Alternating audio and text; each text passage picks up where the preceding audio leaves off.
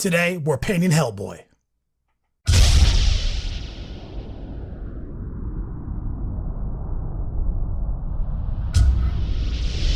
Kenny Boucher here, Next Level Painting, hitting you up on the literal best of all days, coming to you from the Beats Lab in Hollywood, California. We're painting Hellboy. Obviously super excited about this project. Near and dear to my heart is the Hellboy comics. One of our sponsors, Mantic Games, and one of my favorite manufacturers of all things miniatures, period. Just got that sweet new IP. There is a Kickstarter going up in April. Keep your ears to the ground for that. Today we're going to be exploring this new Hellboy miniature, taking a look at the quality level, and we're going to slap some paint on it. We're going to get this guy to that tabletop standard. The idea is that there's going to be a miniature board game.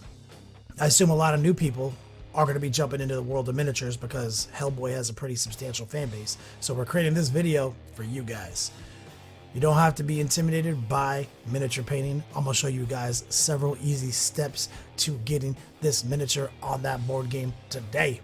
I got another exciting announcement for you guys. The Long War swag store is live. Check out the link, longwarswag.com. I'm going to do a quick roll call. Got a shot at a couple of clutch legendary individuals who supported me on Patreon this week. We got Ayas, Nate, Brendan, Ahmed, Douglas, Laurel, Felipe, Dane, Larry, Alistair, and Mark. Yo, literally, you guys are legends. I can't do it without you. Patreon is my personal crowdfunding page and how I keep the lights on. Let's do this thing, guys. Here he is, Hellboy. All day. The man, the myth, the legend, the demon. We're going to jump right into it. Airbrush Flow Improver from Vallejo. We're going to use a little of that. Mix it in with some Bloodstone. This is a P3 formula paint. And what we're going to do here is sort of cheap. We selected this brown as the top coat for the entire model because his trench coat is brown. But brown is a great color to combo off for that red. So I kind of chose a great in-between brown that has a lot of natural reds in it. This Bloodstone has great coverage from P3 and it's the right color for the job. We're just trying to be as efficient as possible. So we're basically going to just spray them down. It'd be nice to keep some of the shading intact by coming down from the top. A little Zenthio action, maybe some of the black will show through, but it's not necessary. We're going to be using a lot of different techniques in this video to make this come together super quick. So basically just a couple of thin coats here. The Vallejo Flow Improver is going to really help get it through the brush in a very thin state. You might even add a little water if you want, but there he is. He's looking great. You can see there's a little black showing through in some areas. That's fine. It's exactly what we wanted. All right, here we go. Mephiston Red, one of the best reds in the game. This is still an old GW style color. We're going to keep a little of that Bloodstone in the pot. Add a little bit more Flow Improver to the mix and just put a couple of dabs of Mephiston Red in there. And so we're going to essentially red up this brown. And now this is where it's time to be brave in the Beats Lab. Hopefully you guys have an airbrush. If not, I strongly recommend purchasing one. It's a game changer. So we're going to get in real tight. We're going to use a lot of air and very little paint. And we're going to control the flow. We're going to introduce some of this new red into his muscles from the top down, the Zenthio formula along his face. Sneak it into his wrists. Get it on his strong hand. Get it on the thighs. Everything. Basically, you can get a little red on the brown. It's fine. It don't matter. We're going to come back in there and wipe it out. We're going to use a paintbrush. We're going to build the browns up on his trench coats. No big deal. It's all going to be fine. So here we go. Just a couple spots on his knees. We'll even get his tail. We're going to do everything here. And we're going to just keep working this red up. And you can see, you can control the airbrush pretty well here. Only a little bit of that red's getting on that brown. But you can sort of see why we chose this brown. A couple of spurts of overspray of red on the brown is almost impossible to see. And with just a couple thin top coats, it's going to vanish. Super easy. Here we go. We're just going to hit that tail. And look at that. A little bit of overspray. But nothing we can't fix with a quick, couple glazes. Super easy. So we will cover the glazing technique in this video at some point. But for right now, we're going to highlight these reds up to maximum potential. As we always say here at Next Level Painting, we always try to take it to 11. before we wash it back down to 10. I'm no Hellboy scientist, but I think Evil Sun Scarlet is next. This is a really solid red. This is almost the reddest red there is. We're gonna sneak some in right across his chest, his abs, top of his head, holding the model at the right angle to get that Zenithio highlight, try to keep some of the darker shades all the way down to that brown intact on the bottom of his muscles. Same thing with his wrists, his knees, everything. We want there to be a bit of a highlight here, but truth be told, most of the highlighting is going to come back in the paintbrushing stage. This is about as bright as we're going to go. We're going to go a couple shades lighter. The contrast will come from the wash, but those highlights will come when we pull the paintbrush out. This is a solid, easy, very low stress way of painting. Brown and red just work together so easy. I mean, look at him. He's already feels like he's already painted. All right, here we go. Troll Slayer orange, one of the best oranges in the game. G-dubs.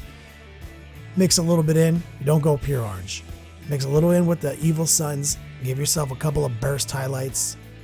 Top of the head, top of the chest. Maybe a tiny spurts on the strong hand. Nothing crazy. Just give us something more interesting to look at the peaks of these muscles before we hit them with washes. Feeling that? All right, guys, it's time to do it as promised. Pulling out the bloodstone, we're thinning it down to a glaze. It's very thin. It's as much water as paint practically. We're going to do several thin coats, and we're going to build up his trench coat. Try to provide some highlights, mainly focusing on wiping out the red. But as you build it up, it's going to be more opaque than the airbrush did. So it's really easy. You guys see that? Look at that rapid fire.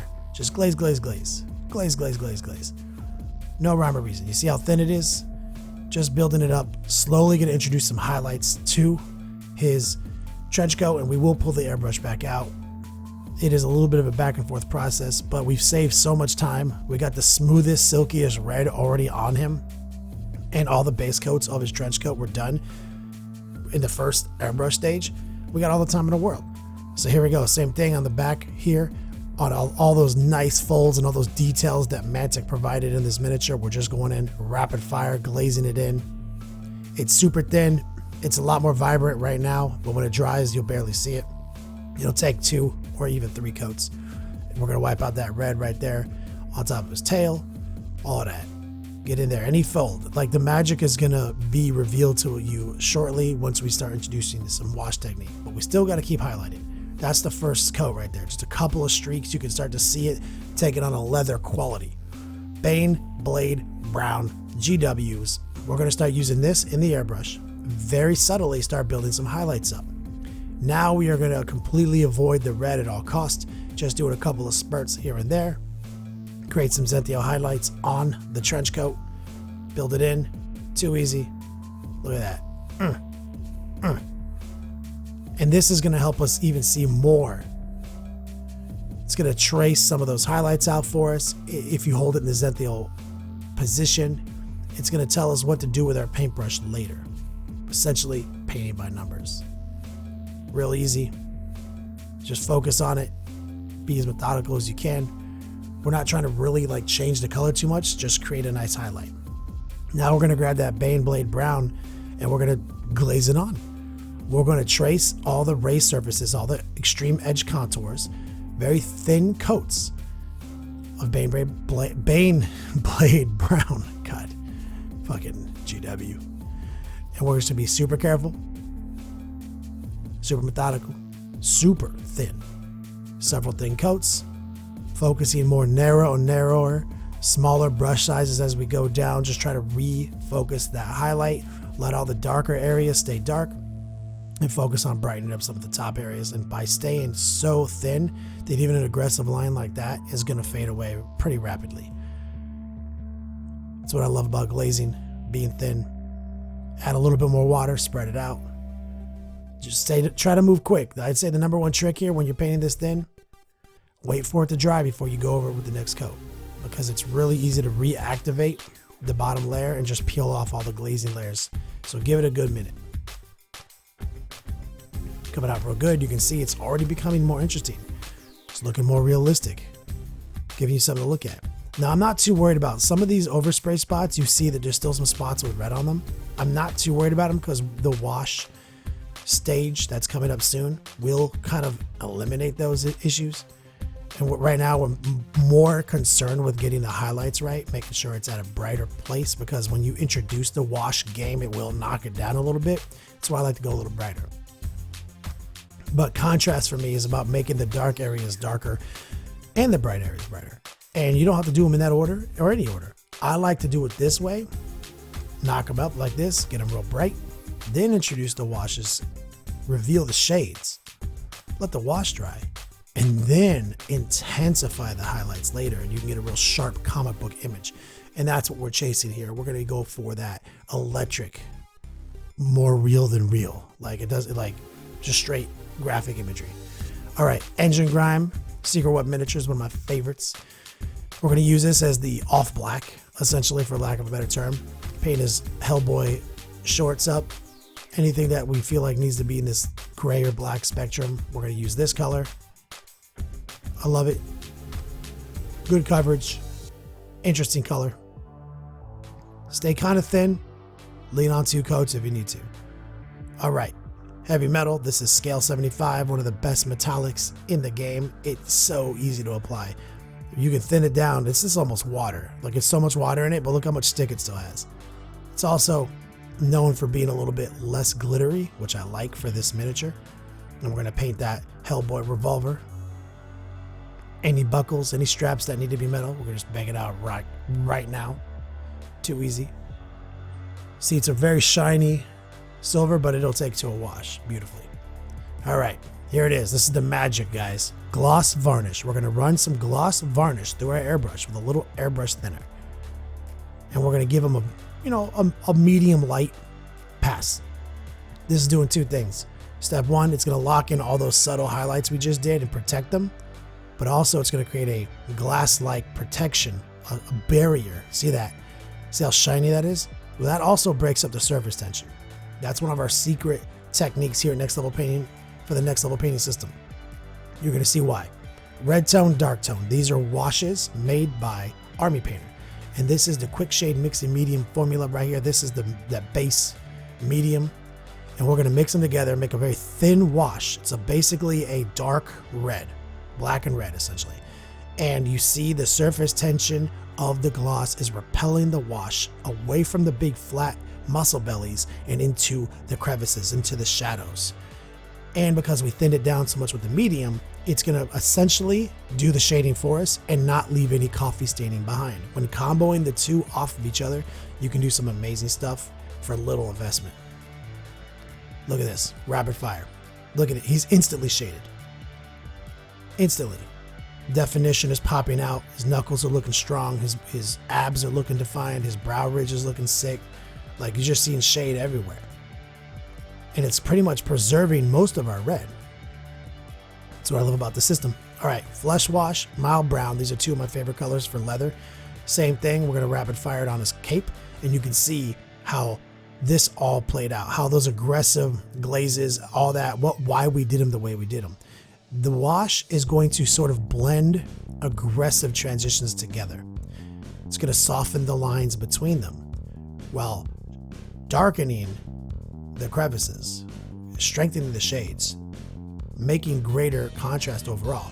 It will knock down some of the brightness, well, that's fine. I'm down to come back in there and strengthen the highlights. This just gives us a more natural look. Everything comes down to about the same level. Love it. And I always love putting a little flesh wash in with my brown. Kind of reddens it up a little bit, gives me a fun little leather effect here.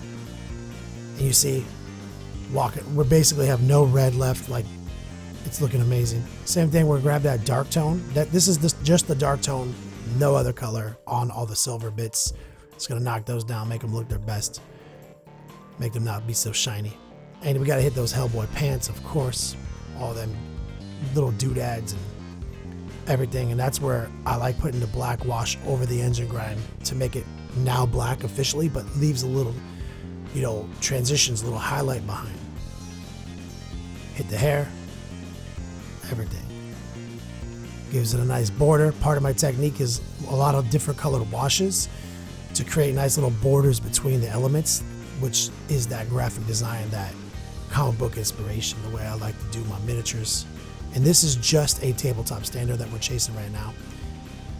With very little effort, you essentially have a game-ready Hellboy board piece for the Kickstarter. Mantic Games coming in clutch. You definitely want to check this Kickstarter out. And I don't want to date the episode, but if you're watching this and the Kickstarter's already concluded, you can probably still buy this. Don't worry. And there he is, looking his absolute best. Hellboy coming in clutch. We're just letting that wash dry right now. We gotta let it do its thug thizzle. We're gonna let it sit here, let gravity dictate how the wash dries. All right. Now, one last couple of pieces right here for the road.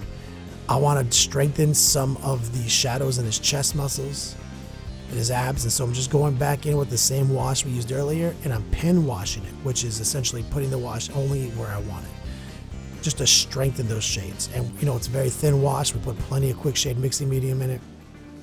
We're just strengthening it, enhancing the contrast, and then what we will do is let that dry, inspect it. Do we have to do another coat? Because you can do as many as you want, but you want to be more precise as you go with the pen washing and let it dry. Pen wash a little dry. You don't want to be as broad. We just want the shadows to be darker. And there he is. So basically, I mean, that's game ready.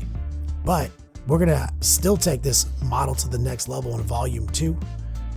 And we're going to have to highlight all these muscles, all these wraps, all that leather, everything. Anyway, guys, play on, players.